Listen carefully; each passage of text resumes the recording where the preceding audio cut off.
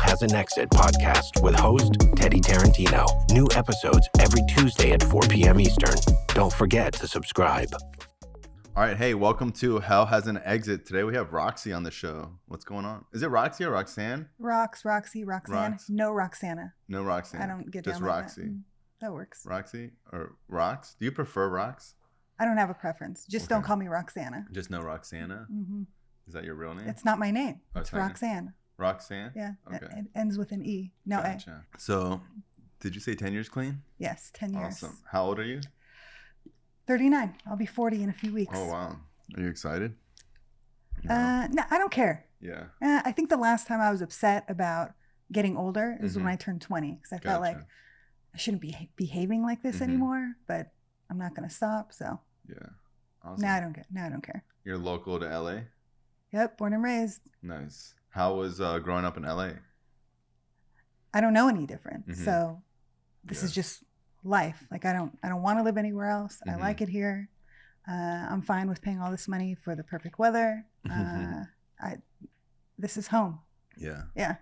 And where's your family from? My mom's side of the family grew up in the San Fernando Valley. I don't really know their background. I didn't grow up with my mom.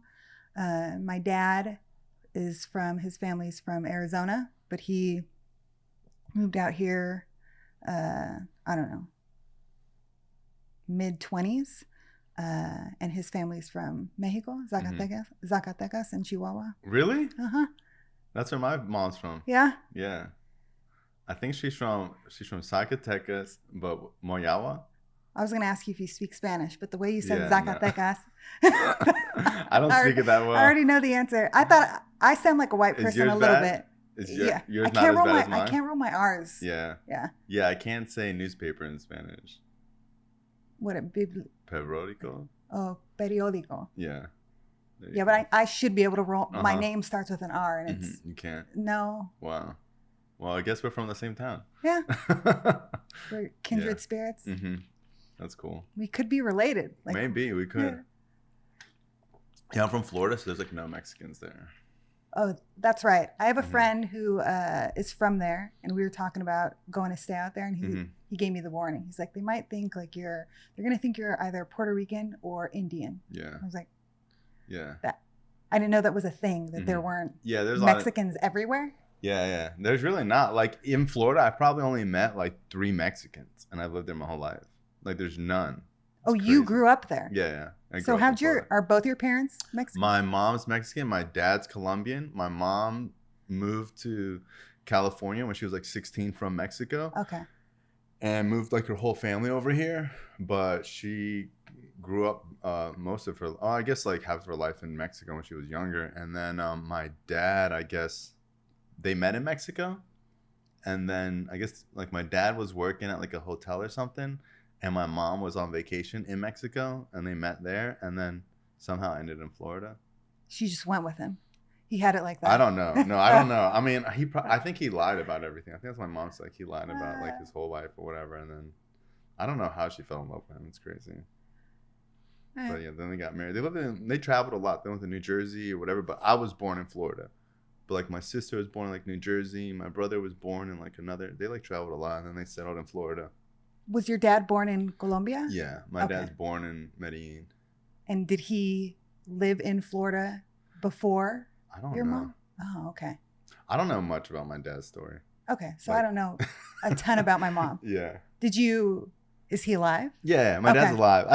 Sometimes when I ask him questions, he's just like evasive. So vague and evasive and like jokes about stuff. But like, I'm pretty sure he like left Colombia and then like worked at New York and then like went to New York and like he traveled a whole bunch when he was younger, and then I guess they settled in Florida. Okay, so most people I know that have like their mother is from one country and their father is from another Latin country, they typically claim like one or the other. What do you Mexican, say? For sure. Okay. So my dad like when I was little, my dad would always like talk shit about Colombians. Like my dad would be like, "Don't trust Colombians. Colombian women are crazy. Colombian men will rob from you." Like he was always like, dude, Colombians are no good. And maybe that's just like his experience with like his life, you know? But I wasn't really super close with my dad's side of the family, so I never really like felt like that side of the family. Yeah. But I was really close with my mom's side of the family, and I'd always go to California to visit my mom's family. So I would always go to California like once a year, and then like, you know, I would get like the whole Mexican like they have like imported tortillas from Mexico and like all this The stuff. good kind. Yeah, like Yeah. the real tortillas and stuff like that, and like, you know, they're like real Mexican, you know. So have you ever dated? Do you date Colombians? I've dated a Colombian girl, yeah. Crazy? No, not the girl. No, my dad's crazy. My dad's crazy. No, I've dated a Colombian girl, and she was really, really down to earth, normal, good family upbringing, very family orientated, loyal, sweet, nice. So you were the crazy one. Yeah. All right. Yeah.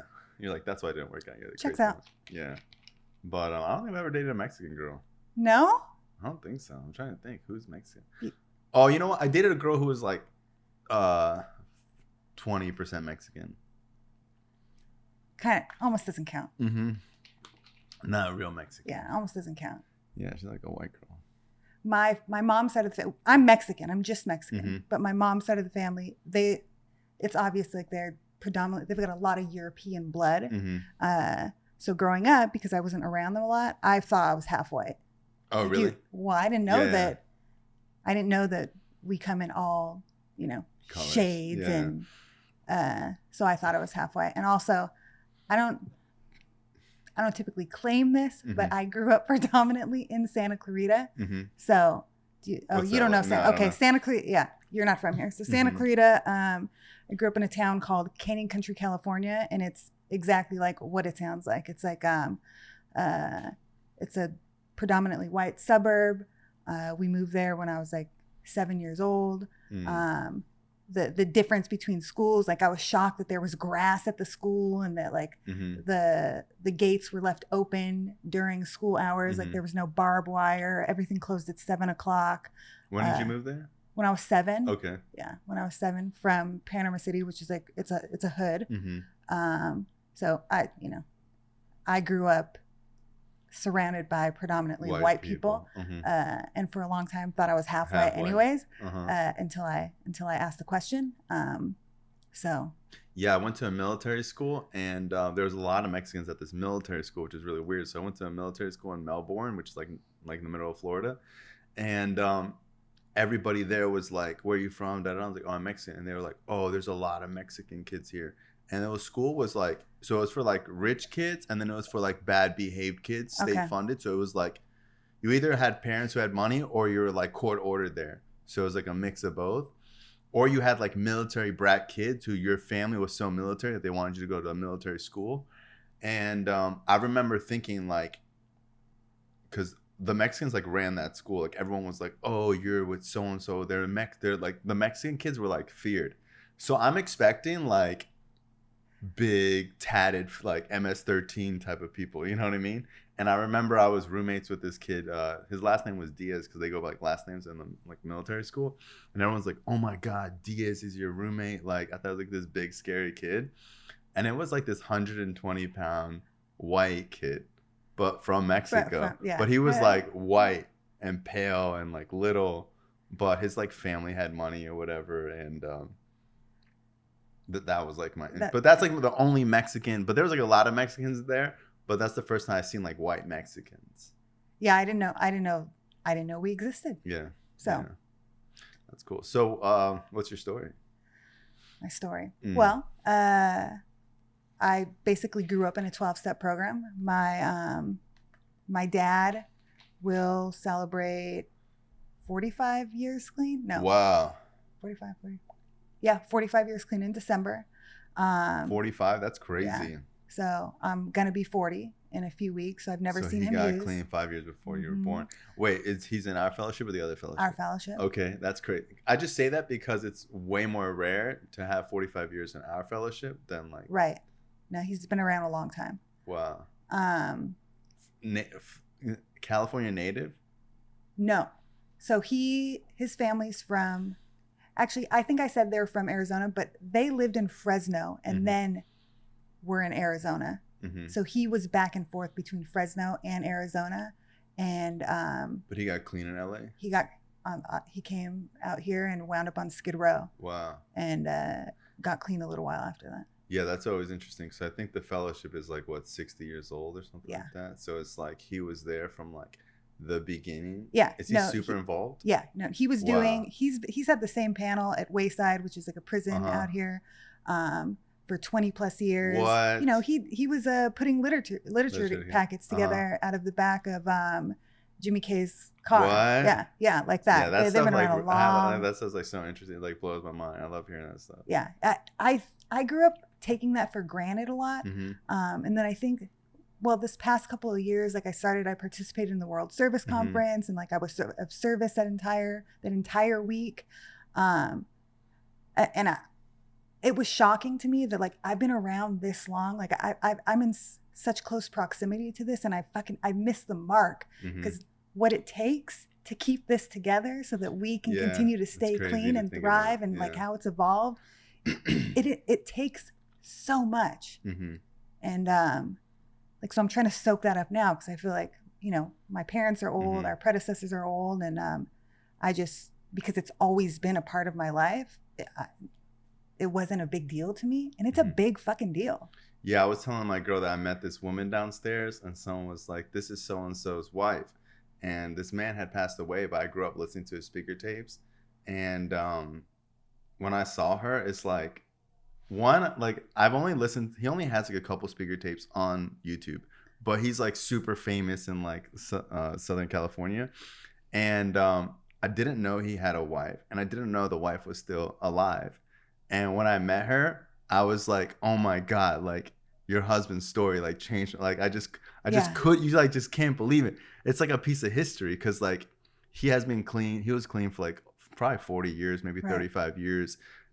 Maybe he had 20 years in like the 80s or something. And it's just like a piece of history. And it's just like, it's like, you know, I could meet any celebrity and like wouldn't care. But to me, meeting her, I was just like, wow. I've really made it a point to like the past year and a half to like step outside myself a little bit and see what this looks like from like everybody else's point of view. So my dad is in the program, and then when I couldn't get clean, I moved in with a couple, and people know them as like my parents. They're my other dad and my mom, and wow. No matter who you talk to, they're going to know, they probably know my dad and my parents, but they at least know one of them. And it's always like, oh, you're so-and-so's daughter. Wait, your mom's in recovery too? Okay. So that's not my real mom. That's like my adopted. We'll probably revisit that because it's confusing. So my parents met in the 12-step fellowship, and my dad says that my mom didn't have a minute clean. So they met at the treatment center at the same treatment center that I went to the first time I went to treatment in North Hollywood. And my mom couldn't stay clean. She couldn't stay clean. Was your dad already clean? He was already clean. Okay, so he's 13 stepping. Yeah. Yeah. I guess slim pickings back then. It happens. Yeah. Yeah, because when I try to go that route, I got a lot of shit for that. Although, you know, I stopped doing that. That used to be my thing when I was like my first few years around here. I'd be like, who's taking a white, not consciously, but I know what I was doing. Like, who's taking a white chip? I think I was like that, like my first maybe year and a half. It was like, who's more fucked up than me? Yeah. I don't know why, but I would just be like attracted to, I mean, it's like a low self-esteem thing, but it's like I would be attracted to like the girl with like fresh track marks and like the girl who's like just getting clean, and you kind of want to save them and you feel like important or whatever, but mine was definitely not like a Captain Save-A-Ho move. It was I don't like to be told what to do. I'm bossy, and those are the perfect candidates. Yeah, there you go. You know, so well, I thought. Yeah. You know, didn't typically work out well for either one of us, but that was my go-to. So now when I watch people take chips, like sometimes I sit there and I laugh a little because I'm like, damn, that like. So much has changed. Yeah, so much has changed. So my parents met and had some had 2 children together. I'm the oldest. And my mom also has 2 other kids, like after my dad. So there's 4 of us. We all have addict parents. Like both of our parents are addicts, even though we don't have the same dads. But I'm the only one who wound up here. And I really struggled. In the beginning. It took me like 4 or 5 years to get it together. And I was trying to get clean. Yeah. When did like using start for you? Do you think you were born an addict? Probably. I don't put much thought into that anymore. I mean, statistically, genetically, like probably, but also if you look at my family, that's not necessarily true. I mean, there's 4 of us and it's just me. It doesn't feel pertinent anymore. Like I just, this is what happened. This is what I am. Like a lot of bad shit happened to me like when I was a kid, but I don't necessarily think like I used because of those things. I think it aided in me not having to deal with them, but I just love to get high. I didn't start really like until later. My dad was super, super strict, like especially with me. Like I was not allowed to wear like nail polish when I was in high school. Like he probably saw it coming. Oh, I don't know what he saw. I don't know what he saw, but I didn't know. I knew that he was in the program, but I didn't grow up like knowing. Like I wasn't a meeting baby, so I didn't hear any of the stories. Like, so I smoked weed and drank in high school when I could, but it was rare. But I know that from the gate, like the first time I got drunk, it was like blackout. But I didn't know there was an issue. And then I probably around 19, I moved out.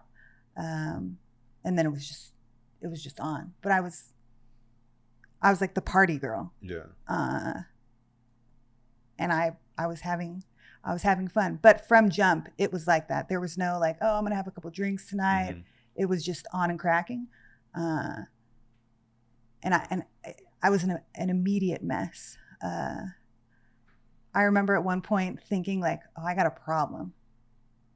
And just in that same instance being like, oh, well. Yeah, what can you do about it?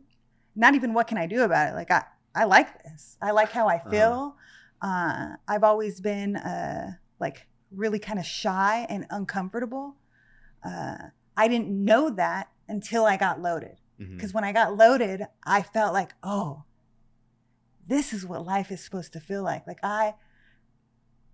it sounds so stupid now, but I felt like powerful and, you know, I felt like I was who I was always meant to be when I was loaded. Like I could just be who I truly was. That's what it felt like to me.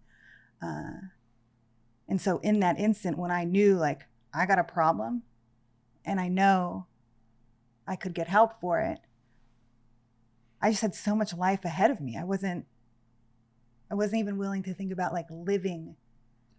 I didn't know the terminology yet, but living without the use of drugs, you know, like it wasn't an alternative for me. It wasn't a realistic choice. And I never got to a place where I was willing to ask for help. Never. Every time I went to treatment, it was never like that. I would have to get caught doing something like steal somebody's car, get a DUI, and somebody would offer to send me to treatment. The first time it was my dad. And I know that the first time I went to treatment, like I was terrified. I was terrified. I had never kicked before. Were you doing opiates this time? Yeah, I was doing opiates. Okay. I had never kicked. And I know it's not physically possible, but it felt like my fucking eyelashes hurt. Yeah. Like the cold sweats, not being able to sleep. Like I remember, because someone was sharing last night about like 12-step calls and like how we used to babysit people. That's how I kicked. My dad had me on different people's couches. Like those couches went, they're basura. Like I sweat so nasty all over them. Like you could wring out the sheets, wring out the cushions, wring out my clothes. And I remember thinking, I will never put myself through that again.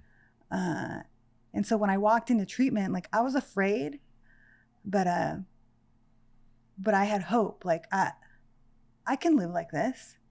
And it felt like camp to me, right? Like there were boys there, which is like, that's perfect for me.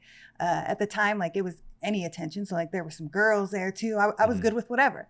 And I was 24. And I could see myself living without getting loaded. And I'd never felt that way before. In fact, like right before I went into treatment, the Lakers were doing well. Okay. And I'm a huge Laker fan. And I knew we were going to make the playoffs. And I asked my dad if we could postpone treatment. I'm crying. Like I was hysterically crying. Like they're going to make it. How am I going to be able to watch the playoffs without having a beer and smoking a blunt? And I can still remember the look on his face, like the disbelief and the shock. Like, and he's screaming, "This is insanity. The Lakers don't know who you are." Oh, that's so funny. But I was serious. I was serious. But when I walked into that treatment center after that kick, like I felt okay. And I don't know that I had felt okay in a really long time. But I wasn't willing to do the work. I wouldn't have said that at the time. But it was immediate distractions. Like whatever I could do to distract myself. It was him, her, things. It didn't matter. I was constantly in trouble. And like I said, my parents were both known in that area. And so I got away with a lot. At that point, I had been put on some psych meds, and I had started stealing extra psych meds. And so I think like the fourth time I did that and got caught, like I got kicked out. And I had a wake up left. Like I had been there for 8 months. And that's how I did treatment. Like treatment today. You were in treatment for 8 months? The first time? 8 months, 5 months, 6 months. Like I've always done long-term treatment. And by the third treatment center, for me, like doing treatment like that, staying in treatment that long and still being unable to stay clean. Yeah, because you're still like abusing meds and stuff. It just, that was the first, that was the first time. And you couldn't have told me that I relapsed. Even though I was taking extra meds. But I didn't get high. It didn't make me feel high. It kind of made me tired. But looking back, I know that it was like anything to not feel the discomfort that I was feeling, like when you took away the drugs and made me sit with myself. So if it was I don't know, whatever it was at the time, whatever I was on at the time, like an extra depression or anti-anxiety medication, but by the third treatment center, I was getting loaded in treatment. And I knew that this was a wrap for me. Like because I was no longer safe, even in residential treatment. I was no longer safe for myself. And I knew that this wasn't going to work for me. And did you believe you were an addict? Oh, absolutely. So you knew. The first time you were like, I'm an addict? Oh, for sure. Okay. There were no doubts. No doubts. I knew what I was. And I knew it was a lifetime thing. How did you feel about the 12-step program? Like, did you think the 12-step program was like you believed in it? Absolutely. From the beginning? I always say that. Like I walked in and I knew the hype was real. Like I've seen this work my entire life for so many different types of people. Like people that love each other, people that do not fuck with each other. Like when I talk about our fellowship, like I say that like it's magic to me. Like it's magic the way that like we're all so different. And this one thing, there are little tweaks that we do, like we do things here and there differently, but like the 12 steps they're the same 12 steps for everybody. We do them, we're supposed to do them in order. We don't do them alone.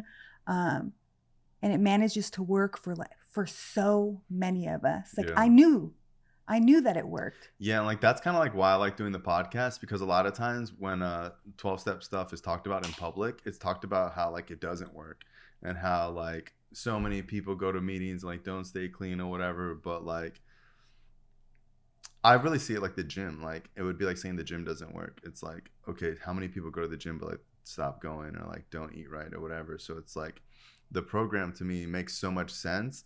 And if you do what you're supposed to do, you're gonna stay clean. It's not like a mystery, you know what I mean? It's not like a luck thing, or it's not hocus pocus. It's like very practical, you know? Right. But you can't just show up. Like I can get a gym membership, but if I just go sit there. Yeah, you got to put the work in. Right.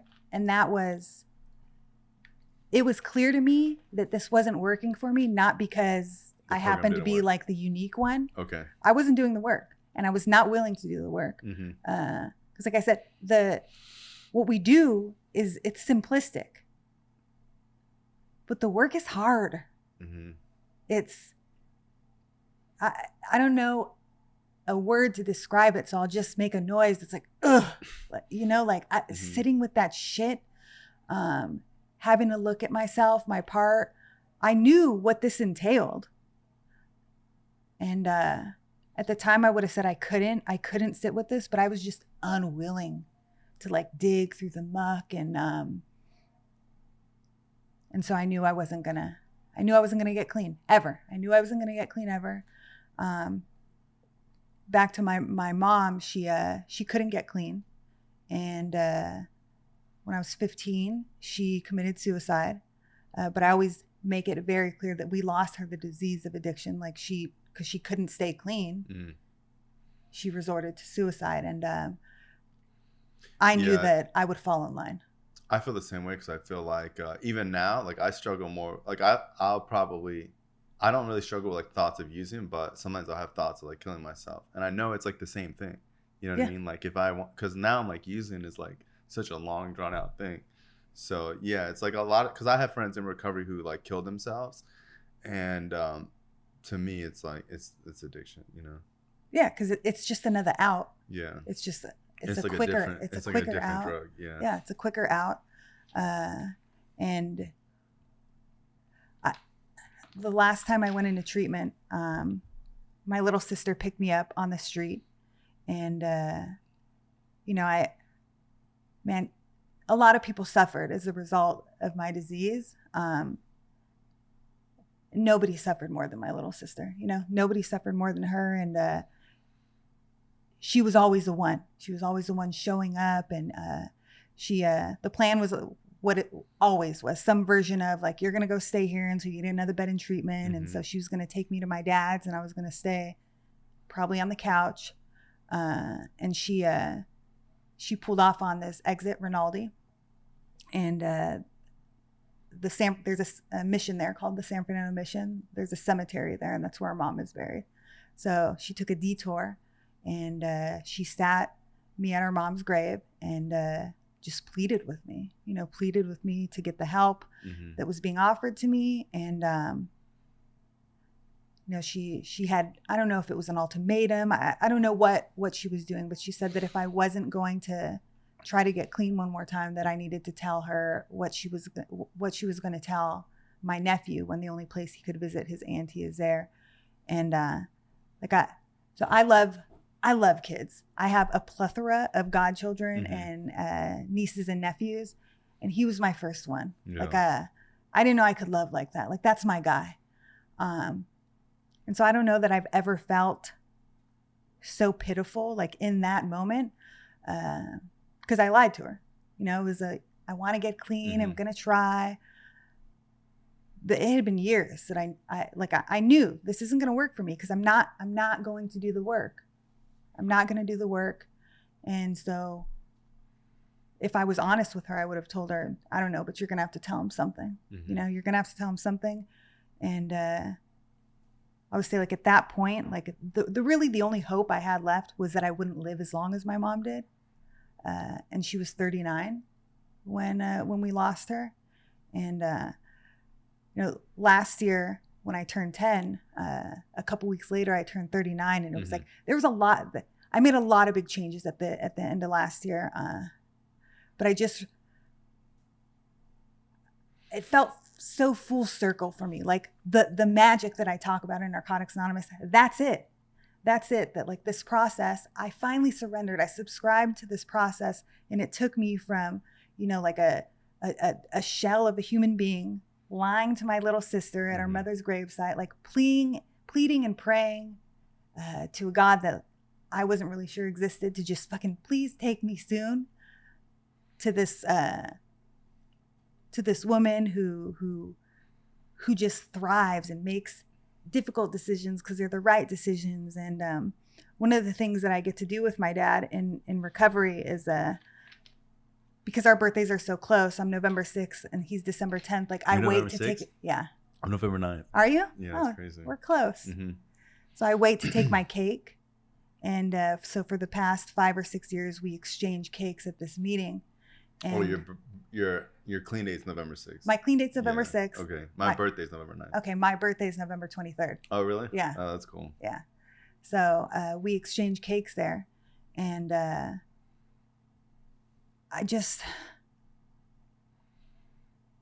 there have been a lot of cakes that have been like a big deal, but that tugged at all the heartstrings. Mm-hmm. Like I've got 10 years clean. I'm going to be 39. Like I never prayed harder for anything than to die before I turned 39. Because I knew I couldn't keep going like that. Like I knew that eventually I would take my own life. And as much as I wanted to die, like, well, you've lost people to suicide. Death is hard always, but for me, like, when someone you love takes their own life, like especially as a little kid, and especially it being my mom, like I was never enough after that. Like, it broke our family. It broke us as individuals. Like, I was never going to be good enough for anything or anyone.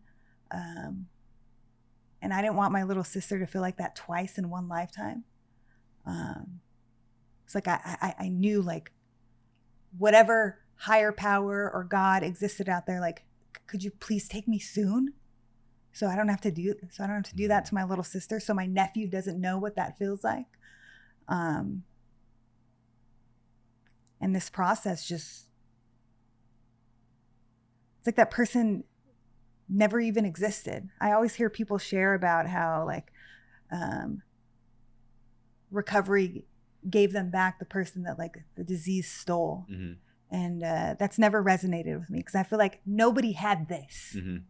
No, I didn't know her. My dad didn't know her. My sister didn't know. Nobody knew this. Like, I am comprised of what our fellowship has to offer.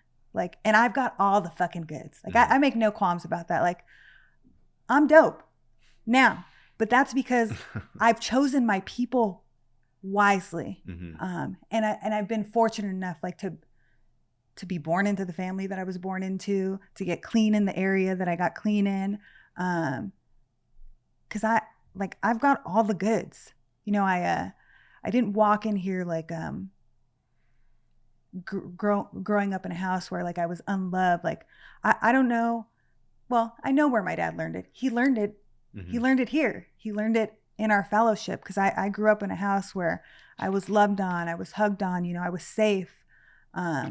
So I didn't come in lacking in that area, and I still waltzed in here.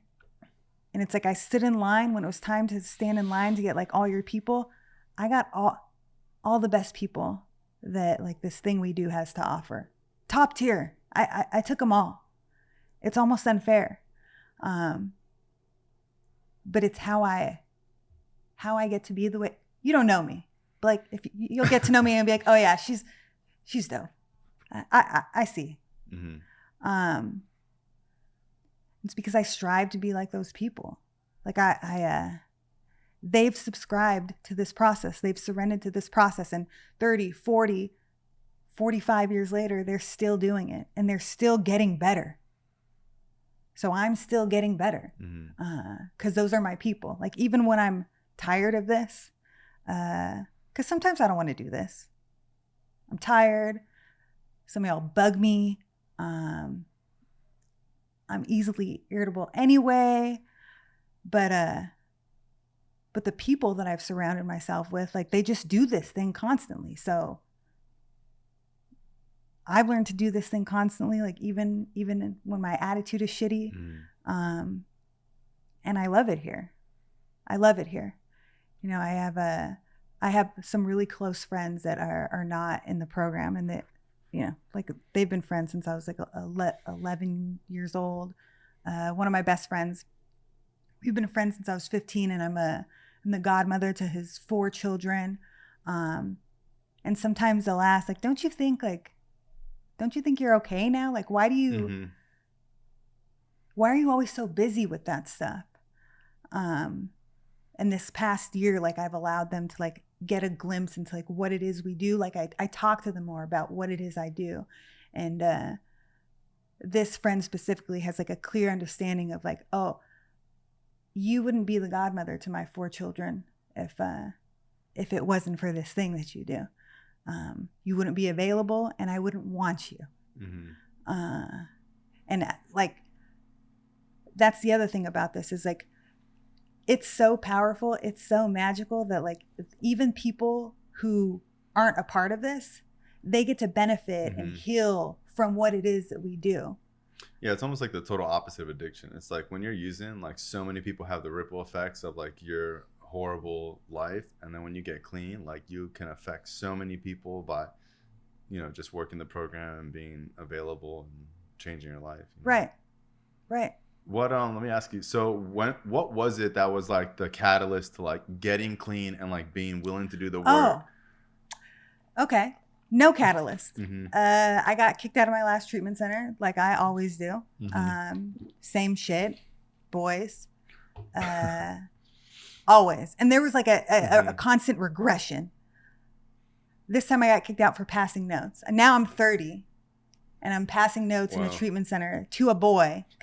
Whenever I speak at it, like I'll speak at like men's. I did H&I for like 12 years at this men's. Well, I did do the men's meeting, but it was co-ed. Okay. And I used to always share like, you got grown men in here passing notes. Like you're 40 years old passing notes to some girl you just met. Some of y'all got kids. Like how stupid do you got to be risking? Because a lot of them, if they get kicked out, they go back to prison. Right. So like y'all. You know, risking your freedom and you're handing notes to girls like you're in 6th grade. That's so funny, but yeah, me. Yeah. Me. So I got kicked out, and I wound up on my dad's couch again. And again, like no hope. I know that at some point I'm going to go into somebody's medicine cabinet or something, and I'll take something, and then I'll lie about it. Cause that was my deal. Like I'd lie about it. I've taken dirty cakes, dirty chips. Like I've spoken, loaded, like completely out of my mind. I really struggled with honesty and asking for help when I needed it. I'm laughing now because we were just talking about how I still struggle asking for help when I need it. But I just started following my sponsor's direction, and there was no conscious decision to do that. Looking back, it was really about this. I didn't want to be back home. I didn't want to have to be, I had no car. I was embarrassed to be on the bus. And I was going to have some shit job. Like I was going to have to get a job at like Kmart or a drive-thru or something like that. And I didn't want anybody that I went to high school with to see me. That's really what it was about. And her direction was to call women in the San Fernando Valley, because that's where I got clean, and ask if I could sleep on their couches while I looked for a job. And so I did that. Not because I thought I was going to stay clean, but because I did not want to be caught at a bus stop in my hometown. And so I did that.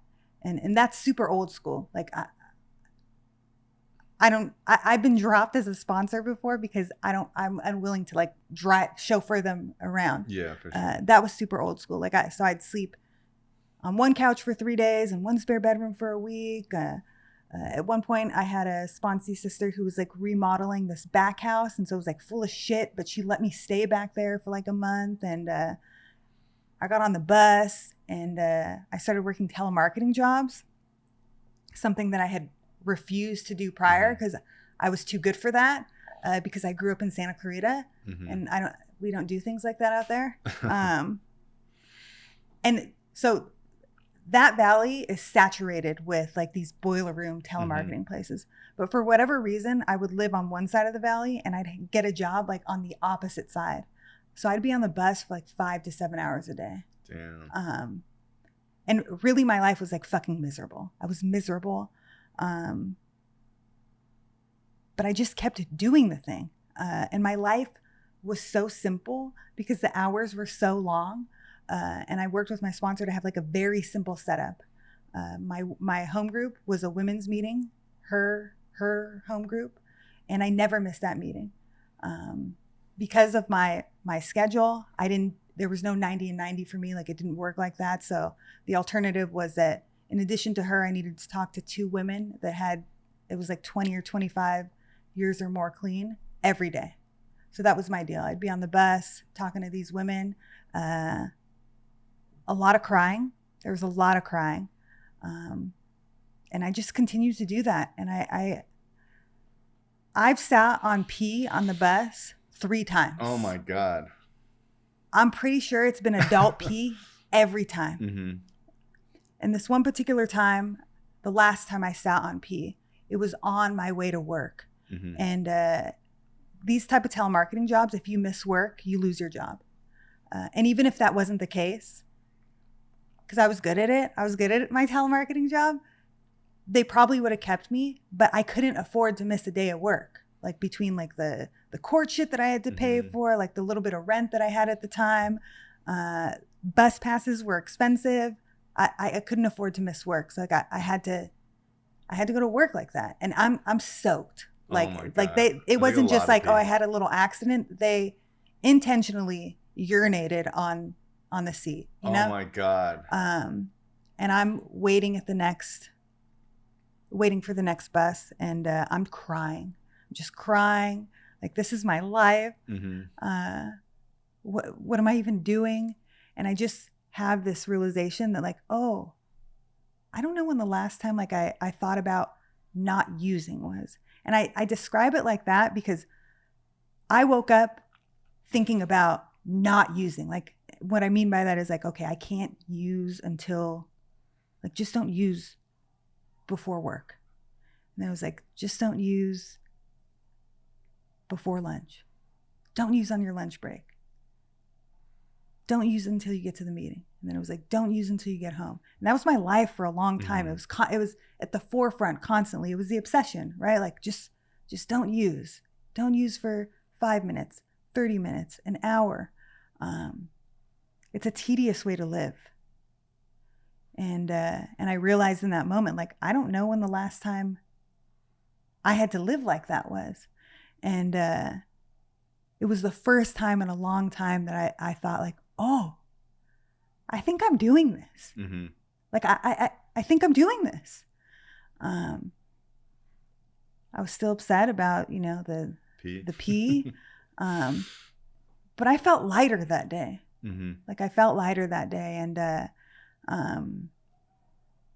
it almost felt like before I knew it, my life wasn't like that. At the time, I lived with this guy in recovery. And it was probably my first experience with a man in recovery that wasn't friends with, like, my father, that, like, really didn't want anything from me. He had an extra room. He was willing to rent it. It wasn't weird. Like, he was an example of a man who has subscribed to this process and, like, just a good dude. Mm-hmm. He was a good dude. And I'm really grateful for him. But I remember thinking, like, oh, I hope Chris never gets married because I need to live with him for the rest of my life. Like, I couldn't see beyond what my life was at that point. Like, and it was like, well, I guess this is as good as it gets Mm-hmm. when you wait to get clean until you're 30 or whatever it was. And then it was like shortly after that, I wasn't working a telemarketing job. Like, I fell into a collections job, and then I started working in finance, and I've made a career out of that. And I don't live with Chris anymore. He's married, has 2 beautiful children, and I don't need to live with them. It feels like I did this almost by accident, but I know that wasn't the case. Like, I struggled for a long time with the concept of a higher power, because I spent a period of my time, like, in a church setting, and it was difficult for me to separate the two. It was difficult for me to separate the two. But, like, in hindsight, I see that there's always been something at play. that has known better for me and wanted better for me. Because there's no other way like I would have been able to navigate this process, because there was no conscious decision initially. And to me, with my sponsees, like I talk about willingness and like the power that it carries, because even without faith and hope, willingness carried me through. All I was doing was just following the same fucking direction my sponsor had been giving me, like from jump. That's it. There was no light at the end of the tunnel, no end game, no hope. But the willingness like carried me through, and until that day at the bus stop, like I realized, look, I've been relieved of the obsession to use. Like, I think I'm gonna do this. And that's how long did you have clean at that point? Not 2 years, maybe like almost 2 years. Wow. Yeah. So that's interesting, because like if you would have told that, I would have probably thought like maybe like a couple of months. But No. like people don't realize that like sometimes it would take like a year, 2 years of like just not using, one day at a time, struggling, like wondering why the fuck you're even trying, like nothing's getting better for like a year or 2 years, you know, because sometimes like I would have like 60 days clean, like it's not working, you know. Like my expectation of what it took to clean up the mess was so unrealistic. And like I always tell people, like if you walk 100 miles in the woods, it takes 100 miles to walk out. And a lot of times I would take like 10 steps and be like, oh well, this isn't enough. So yeah, so just whatever. Yeah. No, there was no, well, this wasn't my first attempt. So, you know, that first time, maybe the second time I got like on that pink cloud for a little bit. There was no pink cloud like the third, fourth, or fifth time. It was, my life sucked. Yeah. It was miserable. It was miserable. But I needed that. I think another part of that too was like me growing up here, people were always trying to soften the blow. Like my mom was loved by a lot of people in this program. And my family and the people that loved her and knew me had a very reasonable fear that they were going to lose me like they lost her. And so they were always trying to soften the blow, like make it easier for me. And so there was not a lot of sacrifice on my end. Like it came too easy. And so it was like when I don't have to work that hard for something, like what am I really losing? Because it was just given to me. That didn't happen this time. Like I fucking fought. I had this like this blue Nike bag that I always had with me, because I had to have everything that I was going to need for the entire day, because I was gone all day long. You know, the transit system out here is just straight garbage. So I had to have like 3 different types of bus passes and like I said, 5 to 7 hours a day. So I needed to have changes of clothes. Like I would read a lot on the bus. I just had to have a lot of things with me. So I always look, I don't know if I look like I was homeless but I always had like an overnight bag with me. And I took that thing everywhere. And I remember, I want to say it was like when I took my 5 years, they had like a little celebration for me, and there were people talking about, you know, they talk about you. And it was interesting to hear people talk about like what they saw during that time, because I was in it, so I was just doing it. It didn't look to me like what it looked like to them. Like the way that they described it is like how hard I fought. Like I've heard people say like I've never seen anybody try so hard to get clean, like never. And it wasn't like that while I was doing it. It was like robotic. I was just living. Like the willingness carried me through. Yeah, I always tell people like the kid who gets the car in halfway and like the nice job like uses immediately, but like the kid who like takes the bus, has the shitty job, barely has enough money for rent, like that, like those people that stay clean. And it's like I tell people, like, you know, if you take the bus like your first year in recovery, when you have like 30 years clean, you're gonna be talking about how you took the bus your first year in recovery. It's like those are the things that kind of make you, you know. And it's like your first couple of years, like if they're not hard, like I don't know I don't really know. It doesn't feel like you're losing anything when you didn't fight gotta for be a it and you didn't sacrifice. strive for it. Yeah. I mean, it's why the bus is the reason that I've been able to like evolve in the career that I didn't choose it. I just wound up there. But I learned how to use Excel and do like basic accounting on my phone. It's difficult, but it's feasible. You know, YouTube is amazing. But I wouldn't have done that if I had a car. Yeah. I would have been out doing shit, whatever I wanted to do. But because I was on the bus for so long and I had to stay awake because I started falling asleep on the bus, I'm directionally challenged. It's like if I missed my stop, that was a wrap. That was a wrap for me. The day was done. Thankfully, I used to fall asleep like towards the end of the day, but then I didn't know how to get home. So I had to start doing shit while I was on the bus. So, like I read a lot. Like I said, I watched a lot of YouTube videos to learn how to use like Excel formulas and stuff like that. Now, like I geek out on that stuff, but you know, I am where I am in my career because of those long bus rides. All my peers have their CPAs, they've got master's degrees. I failed college, like, you know, I failed my college courses because I was just using the money to use. So, you know, what we do promises one thing, you know, that we can be relieved of the obsession to use, that we can find a new way to live, but it grants us so many opportunities that if we take them, like our lives,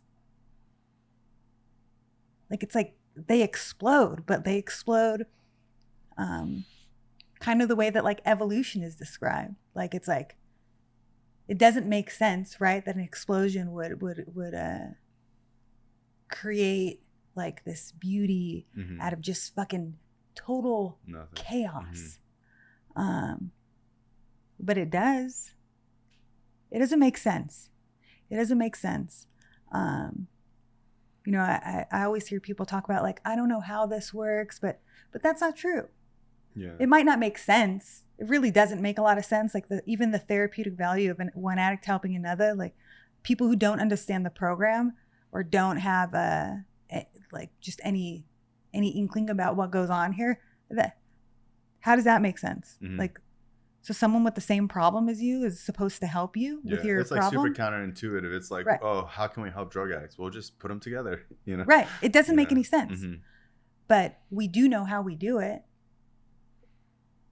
We have 12 steps. We work them in order. We don't work them alone. I think one of the most valuable lessons for me was learning the difference between membership and recovery.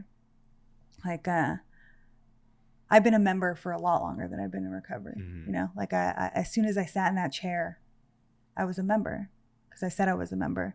You know, as soon as I wanted to stop using even a little bit, because my truth was that what I really wanted was to learn how to manage my using, but I still wanted to get clean a little bit. And so I still had membership. But once I surrendered to this process and learned the application side of what it is we do, like then I was in recovery, and then my life started to really change. Then it wasn't just about sitting on my hands and waiting for the minutes and the hours and the days to pass so that I could just collect another day clean. That's when life like started to get big for me, bigger than it was, you know. And I've been able to like experience these different personal evolutions like throughout this past, you know, a little over a decade. Last year, in treatment, I don't know if you've ever done this, but like they always gave me this one assignment where you have to like write down 3 things, like 3 goals. Typically it's like a year out. I can only ever remember 2. I wanted my license back and I wanted a boyfriend. Those were my big dreams for my life. That's I think for me it was like a car. It was all like material things, like a car, rims, and like tattoos or something. Yeah, that's the best I could come up with. And it was supposed to be a year, right? So I got the boyfriend before the year was up. License took a lot longer than that. I want to say like over 2 years it took me to get that license. But I was in that relationship for the majority of my recovery. And this is not a knock on him. This is just where I was. Like, I was straight out of treatment when we hooked up. So I might have fallen in love with a rock. And parts of our relationship were really beautiful. Like, I'm proud of like the evolution that we experienced together. Like, we did have glow ups to a certain extent, and our personal evolutions. Like, for him specifically, you would never know. He's not one of us, but you would never know that he was who he was 10 years ago. But the relationship expired a long time ago, a really long time ago. And, you know, I was thinking this year about how like recovery made my life so big. I thought it was so big, and in some areas it was really, really big. But even without the using, like, I allowed my disease to manifest in this particular area. And because I had made a plan early on, right? Like, he was going to be my person forever. We talked about it early on when it was utter nonsense. Like, oh, we're going to get married. We're going to be together forever. And even when all the signs clearly stated, nah, woman, this is not for you anymore. I'd made a decision, and I was sticking to that decision, and I got stuck. And it was the same things that like kept me using, like the fear of change, the fear of the unknown, like being out of my comfort zone. And this year, like I started doing like participating in a lot more of like our fellowship activities. I've always been big on service. You know, I hit my meetings, I sponsor women, I work with my sponsor, but I wasn't doing a lot of like the things that we do, the fun shit that we do. And so this year I've been doing a lot of those things. And I realized like, it was kind of sad, the realization that like, oh, my life was still really small. Yeah. Because of decisions I made, and those decisions were based in fear. Like I sat on a 6-step for a real long time. And that's the worst thing you could do. One thing I can never say, I'm lying if I say like, oh, I didn't know, I'm lying, I was lying to myself, or I was in denial. I journal a lot. Yeah. I'm crazy. I'm like a little extra crazy. So like I have to journal constantly so that I can remain a little bit, you know, like self-aware and like dig through the shit. Yeah, it's like my measuring stick. Will like give you answers that you didn't know you were looking for. Right. So I have journals like full of like, you know, I know that this is not good for either one of us, but I'm going to stay anyway. And one specifically that states that, you know, I'm pulling away from my sponsor because I don't want to finish a 6-step, because if I do the work, I'm going to leave. I knew that I was holding on to specific character defects that, you know, when we do the work, we grow. There's no alternative. That's just what happens. It's just a matter of fact. And so I intentionally didn't do this work because I wasn't ready to leave. And after the pandemic, like I got a new home group, and I got a little bit more involved, and it was another cycle of like how this works, magic in my life. Like I don't like to share, so I'm mostly like a passive participant. I think I was there for like, I don't know, 4 or 5 months, and I took a cake, but that was the only time I ever shared. Wow. Yeah, I did not raise my hand, but I listened, right? I listened, and I'm so grateful for like the members that we have that like that are just naturally vulnerable, that get up and talk about, you know, their struggles, about being in the solution, about not wanting to be in the solution. They come back up and give us updates on the things that they've talked about previously, because like through that, and that's the therapeutic value of one addict helping another, like I gained the courage to change. And like I finally did the thing that I had been writing about for 5-6 years. I finally was willing to walk away from that relationship. And I always say, like, it wasn't like I wasn't afraid anymore. In fact, I was even more scared, because Now I'm dealing with the logistics of it, and I know he's taken all my shit. You know, I know he's taken all my shit, and I just did the fucking thing anyway, right? Like, I'm still afraid, but I did the fucking thing anyway. And I don't behave that way naturally. I behave that way, again, because, like, of the people I surround myself with, of the home group members who get up and share about how they're, like, navigating through the difficult fucking things, you know, about making the right decisions even when they're the hard decisions. That's not who I am by nature. That's who you guys teach me to be by the way that you live. And you learn it from the same place that I learn it. I just love this thing. I don't get to be this. Yeah. I don't get to make good decisions without this. How's it going with you and your dad now? Or what was it like your relationship with your father, like getting clean?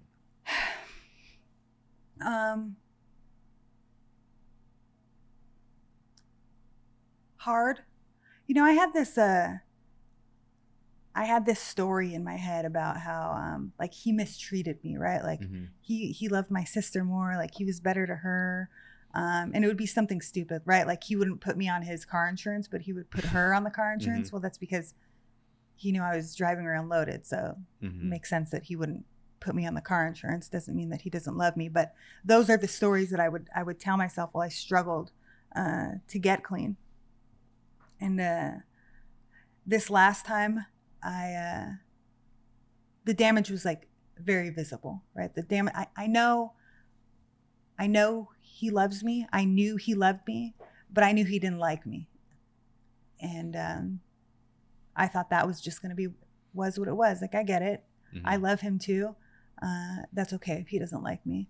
And in the beginning with him and my sister, it was like my first exercise in boundaries because they were angry. And so sometimes a little more so my little sister, my dad could tame it because he also subscribes to this process. But sometimes there was like a passive aggressiveness. With him specifically, it was like wanting me to program a specific way. And I wasn't going to do that. I don't listen in general, especially not during that time. He wasn't giving me bad ideas. I just wasn't going to do what he was telling me to do. And I'm sure that kept him in just a perpetual state of fear, right? Like, he thought he was going to lose me. And now there's a little bit of hope, but I'm not doing all the things he knows I should be doing. And so it created a rift. Right. Yeah. And like a lot of times when people, like even with my friends, like I have like really close friends that are using and they get clean and they're using and they get clean. And then like they're clean, but they're not really like doing all the things they're supposed to be doing. And then like they want to hang out or whatever. And it's like, you kind of I put up like a wall and a boundary because it's like, I don't want to feel like super overly invested because then I get controlling and then I feel let down and then I feel like manipulated and like it's hard because like I have a lot of friends that struggle to stay clean and sometimes when they pass away I wonder like, you know, should I have been there more or whatever, but it's really difficult to like manage your own mental health and then also like love somebody without it kind of like taken away from your own shit. Yeah. I don't envy his position. I've had a very small taste of what it's like to like be on the other side of that. And I didn't fare well. I was that person driving around like at 3 or 4 in the morning, knowing I have no idea where this person is, but I'm just going to drive around anyways. I don't envy his position. I used to say like, I don't know how he stayed clean, but I know exactly how the fuck he stayed clean. I'm so grateful that he is a diligent member. Because he had another daughter to take care of too. You know, my dad's amazing. And we're very close now. He still doesn't agree with my decisions. He leans like not politics wise, like he's just more conservative than I, you know, like I'm like a wild woman, like, oh, hear me roar type of, and he would prefer if I'd be like a little more subdued. Yeah. so like a housewife. Yeah, he would love that. Mm-hmm. He would love that. He when I ended this relationship, I mean, he was glad the relationship was over. He didn't love this person for me. But his comment was, "Man, he took away your formative years." Wow. So, you know, he was grieving. Mm-hmm. And I think he thought he was being helpful. I didn't care. It didn't bother me because I don't feel that way. I think, especially for, you know, there's a lot of that machismo there still. Like, you know, we're Mexican. There's like if I'm gonna be unfulfilled because I might not have my own children or something like that. And I don't feel like that was wasted time or that my formative years are gone. I'm more excited about life than like I've ever been. I grew so much in that relationship. And I don't think I grew because of him specifically. I grew because of what we do. Like the way that I was able to navigate the ending of that relationship, it shocked the shit out of me. Because you can talk to any ex I've ever had. There's got to be a volcanic eruption at some point in order for the thing to end. And the way that I was like able to lead with like empathy and respect, even though there was little to no reciprocity there. I learned that here. I'm not a graceful woman, but I left that relationship with like a lot of grace. And I walked away. I walked away with a lot of nothing. Like I was thinking this year that like the life I have today is not the life that I planned for. It's not the life that I built. It's not the life that I worked for. Like some of that I walked away from voluntarily. Some of that was taken from me by my higher power that I know, that I firmly believe like knows better, knows what I need better than I do. But some of that shit was fucking taken from me, you know, by somebody that I loved for a decade. This is not what is supposed to be happening in my life right now externally. And I was having a conversation with somebody else in the program, and he was talking about like he's the happiest he's ever been in his life. And on the way home, I was thinking about, I think I'm the happiest I've ever been in my life. And Wow. And I was journaling later, and I thought, I don't think so. Happiness to me is like fleeting, right? It's based on external circumstances. And externally, I worked really hard for this like beautiful life that I built, and it's not mine anymore. It's not mine anymore. But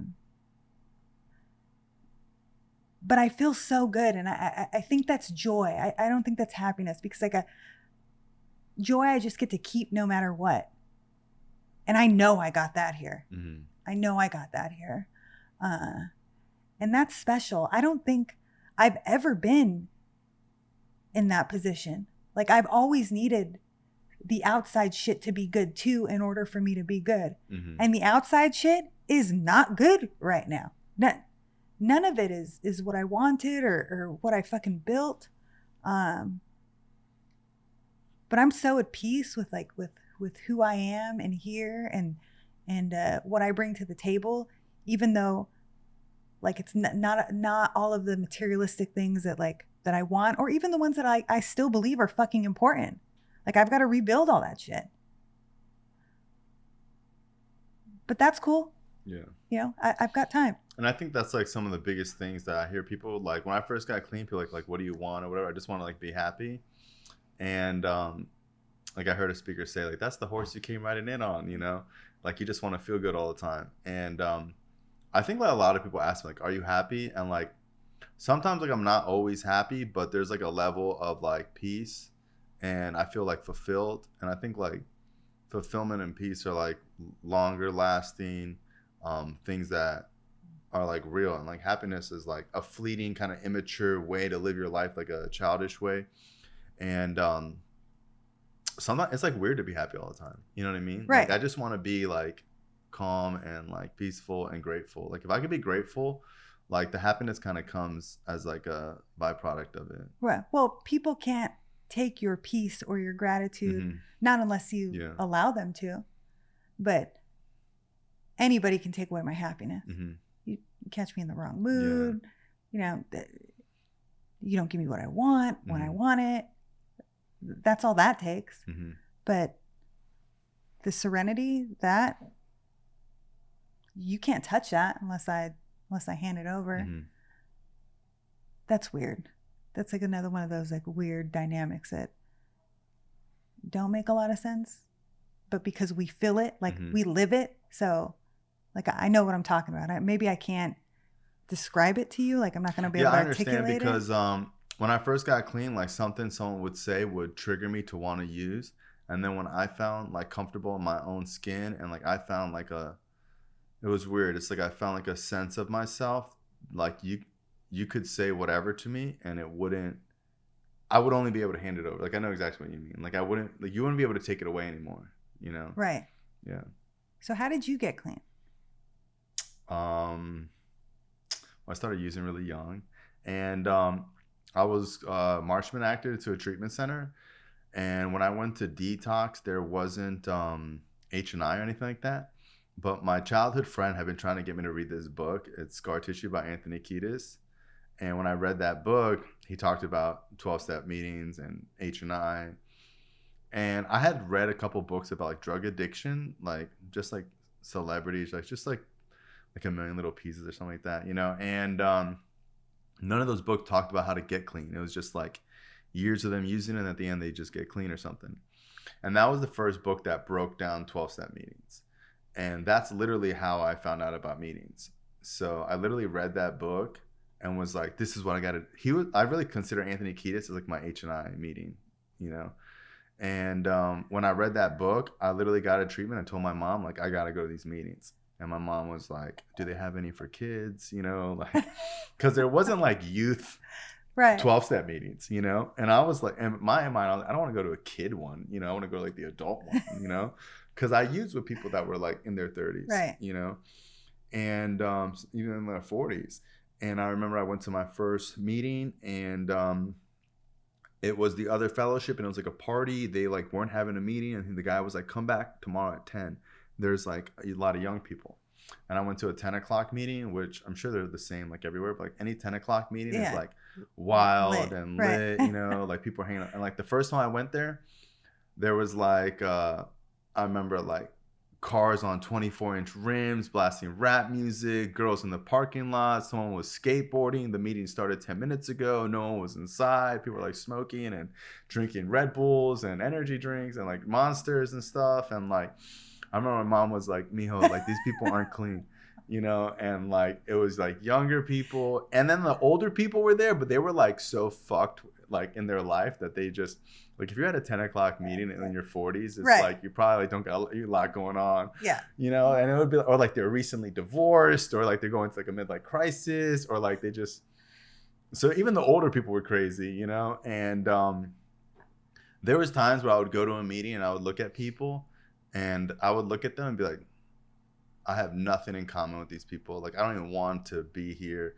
And then they would share and I'd be like, man, that's like my family, you know? Like, they would share stuff that would resonate so much with me, and I wouldn't want it to. I'd be like, I thought 12-step meetings were like overkill. Like, I thought it worked, but I just thought it was like overkill. You know, I thought it was like killing a fly with like a sledgehammer, you know? So like, I knew it worked for them, but I was like, my problem's not that bad, or I'm so young that I could like nip it in the butt.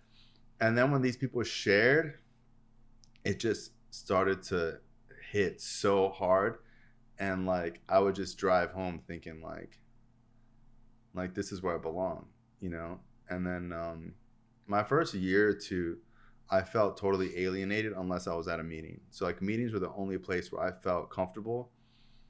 And when I read the basic text, I thought it was going to be like, cause I'm pretty like, I'm pretty intellectual and I read a lot. And like, even though I was on drugs my whole life, like I was always smart. And I remember thinking like, I'm going to read this book and it's going to be like bullshit. And like, I'm going to find all of like the reasons why it doesn't work or whatever. And when I read it, it was so, cause I thought it was gonna be something like the Bible. And when I read it, it made so much fucking sense. I couldn't believe that there was a book like this. Like, I couldn't believe that this technology was even in the fucking, like, And then I knew everything about drugs. It's like I knew about methadone, Suboxone. I knew how to like make crack. Like, I had like done meth. Like I could make a crack pipe out of anything. Like I knew where to get drugs. I knew everything about drugs. I had never heard of 12-step meetings, nor did I think that it was like a legit thing. I thought it was like I don't know, like I don't even know if I even thought about them, And then when I went to meetings, when I read the basic text, it like solidified everything I had felt already. And then my membership, I never doubted my membership since then, because when I would go to meetings, I would feel like a volunteer, not a volunteer, like an outsider visiting. I felt like a visitor going to these meetings. Like I liked it, but I wasn't sure if I was really like, if my membership was really like valid, because I was young and like I didn't know if I was really all in. And then I felt weird because I didn't really believe it 100%. And then when I read the basic text, there's this part that says like we buy our seats with our pain. And when I read the Who is an Addict, it was like my sponsor told me to highlight everything you could relate to, and I just started highlighting the whole thing, and I was never the same since. And then I think a lot of people are skeptical about the meetings and stuff. Like I just was like, oh yeah, this is it. Did you know addicts wrote the basic text? Yeah. At the time, yeah. Because like in the beginning of the book, that's like kind of what it explains. So in the beginning of the book, it would say like, this is the only book written by addicts for addicts. Right. I meant before you opened it. I would imagine that it was, but when I would go, I didn't realize how big it was. So even when I had like a year clean, there was times where I would still doubt recovery. And I remember this one time I was at the 10 o'clock meeting. I only went to one meeting. I didn't go to any other meetings. It was 7 days a week. So I rarely went to other meetings. And I knew that there was other meetings. And I remember at a year clean, my friend George K, who's like, he worked the steps 5 different times. He worked the traditions. He worked the concepts. He goes to like 5 meetings a day. Like he's just so gung-ho about the program. He had like 5 years when I had a year probably. And I remember this one time I was at the 10 o'clock and I was like, you ever think about like saying like, just like fuck the program? Like you ever just say like, screw this? And he was like, what? And it was as if I had just slapped his mom. He was like, what? He was like, fuck the program? He's like, bro, are you out of your fucking mind? And he was like, you know how many times I say fuck this meeting? I'll say that all the time, like fuck this meeting, I'll just go to another one. But I'll never say fuck the program. And that's when I realized like this 10 o'clock meeting is not the program. And that's when I realized that like this is so big, and like just because I'm getting sick of my one meeting that I go to, right? That like don't throw the baby out with the bathwater. And I think that's like a lot of people's problem with like years clean, is that they start to get resentful towards meetings, like a couple of meetings and like a couple of people, and then they throw the whole program away. And it's like, this is worldwide. I think we're like 350 languages. It's crazy. It's like we're so big and global, and like just like I think it'll go down in history as like the greatest invention as like the 20th century. It's like the most practical thing. And to think about how like churches work, like I'm really close to like my friend who's a pastor, and like I go to his church all the time, and he tells me all the time, like I think the 12-step program has done something that church has been trying to do for years, because you guys are so like autonomous, and like instead of having one big church with all these people, you guys have grown with these little things, and there's no like head. He's like, the way your organization is set up, he was like, it's crazy. It's crazy. Yeah. And the insight that the WSC gave me was like, it really just blew my fucking mind. When I was serving there, I thought, this is what I'm supposed to be doing. This is what I'm supposed to be doing next. Then I was elected to be the secretary of our home group. Oh, that's cool. And that is that's a whole fucking ordeal. I've been the secretary of plenty of meetings, and you can get there like 15, 20 minutes early. This is not that. So regional service will need to wait a little bit. Yeah. But I think like in the business matters, like that's where I belong. I love that. Yeah, the infrastructure of the program as a nonprofit is just like it's almost like you can only accredit it to God. It's a phenomenon. Like it's a phenomenon for sure. Yeah. It's like so insane how it is like this living thing. And there's so many people that like talk so much crap about like the organization, but it's like come up with a better one. You know, it's like there is the fact that it's lasted this long. It's like, and I'm so grateful that like even you and I are still in the beginning of it. Would be as if like being the first 100 years of Christianity. Right. It's like that crazy that we have so much influence in the program as it's still in its infant stages. This is still like an infant stage when you consider it next to like anything else that's like comparable. You couldn't, I don't know, it's crazy. But I think it's always going to be this way because of the way that we're set up to work from like the ground up. Like there's just this constant like the evolution. The inverted pyramid idea. Even though the basic text is like, even the concept of revision is like crazy because normally when someone writes something, they're just like, that's it. Right. Like we have like 7 editions. Like it's really crazy to think about the concept of a higher power that is not like black and white and like all inclusive, ever changing, evolving, adaptive. Have you been to the WSC? No, you gotta go. I think you'll like it. Yeah. I think when I started learning, so when I do anything, I get into it. So like even when I started doing cocaine, I started like learning about Pablo Escobar. You know, like when I first started doing cocaine, I was like, I gotta learn about the cartels and like how they make it in Colombia. And I think my love for the 12-step program really, my appreciation for it started to grow when I started to learn about like how it started and like the history of it. And that's when I was like, wow, this is not just like some court-ordered dumb thing that they send you to, you know? Right. And even like when I was in high school, I had like, I started high school at 6 months clean. I had like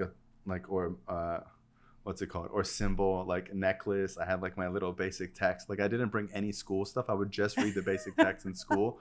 I would do my step work like in the cafeteria. And like, I was like a fanatic from the beginning. So let me tell you, my take on addicts who got clean young and like stick around used to be like before I like was really working steps was like, I feel like maybe they're not addicts. That or like maybe you just like had nowhere else to go. Yeah. And so like now you're like cool here. So like this is where you stay. You know, as I've gotten to know, you know, I got to know Chris more. That's how I would feel about other young addicts because like my addiction was so hardcore in my eyes that when I would see, I didn't relate to the other young addicts. When I would see like people who were like on heroin for 20 years, to me, I'm like, that's my guy. But you know how people are like, oh, you should go meet this other young person? I would be like, oh, that kid's not even a real addict. But I felt like that. I believe that, but even someone like you, and I've heard that you used. Yeah. Like you used. I still would think like. It was a phase. Maybe you're like, don't you think you could be okay now? But within the past like 5 or 6 years, I think that young like people who got clean real young like you guys, like you really are like astounding to me. The most of you that I know like continue to like subscribe to this process with the same like dedication and the same vigor that like you did when you got here. So like when I started to mature in my like idea of like what addiction is, it's like because there's people in recovery who are like their drug of choice is weed. Right. And like there was a time where I would like judge that or whatever. Maybe not publicly, but like in my head. In my head for sure. And I'd be like, oh, you're in here for marijuana or whatever. But the thing is like, okay, you can say like my addiction isn't real. You can't say my recovery isn't. Right. You know what I mean? So it's like my addiction might not be hardcore, but my recovery is hardcore. Your guys' service level is top fucking notch. Yeah. So a lot of young people are like, I think like when people get clean like older in age, they kind of like focus on like their career and like this stuff, and like they might love the 12-step program and they're like working steps or whatever. Like young people don't have anything going on. They don't have a career, they don't have kids. So like when we get clean, we're like, we gotta work traditions and like we gotta do this and we gotta have this convention, and like some of us get clean with so much enthusiasm that some people that get clean later in life don't really have. So Like, I remember getting a year clean. I was just like screaming at the top of my lungs about like, if you don't work steps, you're gonna die, motherfucker. And like, I had just listened to so many old school speaker tapes that I was just like, I was so like, I'm still gun ho now, but like when I had like 3 years clean, 2 years clean, I thought I was like saving the world, you know. But I love. It's cool. I love that. Cool. Yeah, it's cool. I love that. Mm-hmm. Like we need you guys. Yeah. I do. Yeah. I need that. Like, you guys light my fire. Mm-hmm. I appreciate that. Yeah. Thank you. Well, hey, thanks for coming on the show. I know it was last minute, and I really appreciate you taking time out of your weekend, especially at the convention. A lot of people are like, oh, well, I don't want to do it on the convention weekend. So thank you. You're welcome. Thanks for asking, I think. Yeah, thank you. Appreciate it.